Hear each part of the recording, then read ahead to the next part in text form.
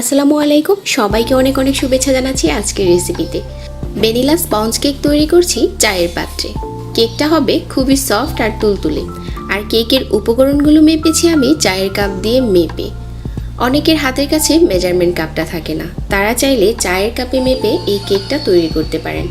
আজকে সবগুলো উপকরণ আমি এই চায়ের কাপ দিয়ে মেপে নেব। তো কেক তৈরির জন্য 4টা ডিম ভেঙে নিচ্ছি একটা বাটিতে। আর হচ্ছে 1 কাপ দিয়ে দিচ্ছি চিনি। এই একই কাপ দিয়ে মেপে দিয়ে দিচ্ছি হাফ কাপ তেল। এটা হচ্ছে আমরা রান্নায় যে রেগুলার তেলটা খাই ওইটা। তারপর হাফ চামচ দিয়ে দিচ্ছি ভ্যানিলা এসেন্স। পরিমাণ মতো দিয়ে দিচ্ছি লবণ। এখন সবগুলো উপকরণ খুব ভালো করে মিশিয়ে নিতে হবে। এখানে হ্যান্ড উইক্স দিয়ে আমি মিশিয়ে নিচ্ছি যতটা সম্ভব। একটু সময় নিয়ে মেশাতে হবে যাতে এই মিশ্রণটা অনেকটা ফ্লাফি হয়ে যায়, তাহলে আমাদের কেকটা খুবই সফট হবে।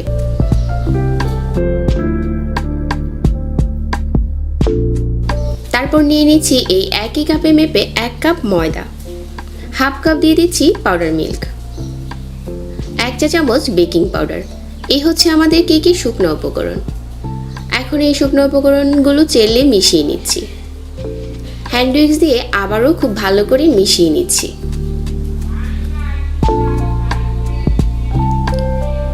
তো আমাদের কেকের মিশ্রণ এখন রেডি হয়ে গেছে।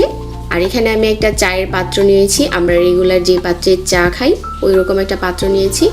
তারপর এই পাত্রের মাঝে তেল ব্রাশ করে নিয়েছি আর নর্মাল যে কাগজ আছে ওইটা দিয়ে দিয়েছি। তারপর হচ্ছে কেকের মিশ্রণটা ঢেলে দিলাম আর এখানে কিছু ড্রাই ফ্রুট দিয়ে দিচ্ছি। এটা অপশনাল, কেউ চাইলে দিতে পারেন, আবার চাইলে বাদও দিতে পারেন।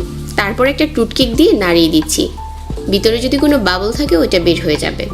তারপর চুলায় একটা তাওয়া বসিয়ে আমি এই চায়ের সসপ্যানটা তাওয়ার উপরে বসিয়ে দিলাম আর একটা ঢাকনা দিয়ে ঢেকে দিয়েছি। চুলার আঁচটাকেও আমি দেখিয়ে দিয়েছি। এরকম আঁচে রেখে 25 থেকে 30 মিনিটের মতো এই কেকটাকে বেক করতে হবে। 30 মিনিট পর আমি ঢাকনাটাকে সরিয়ে নিচ্ছি আর কেকটা দেখেন কতটা সফট আর তুলতুলে হয়েছে।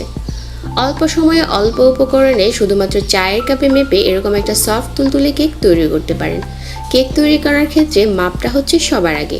সবগুলো উপকরণ একই কাপ দিয়ে মেপে তারপর এভাবে করে কেক তৈরি করতে পারেন। আশা করছি আমার আজকের এই সহজ রেসিপি ভালো লেগেছে সবার কাছে। এতক্ষণ ধরে রেসিপিটা দেখার জন্য অনেক অনেক ধন্যবাদ জানাচ্ছি। সেই সাথে বিদায় নিচ্ছি। আল্লাহ হাফিজ।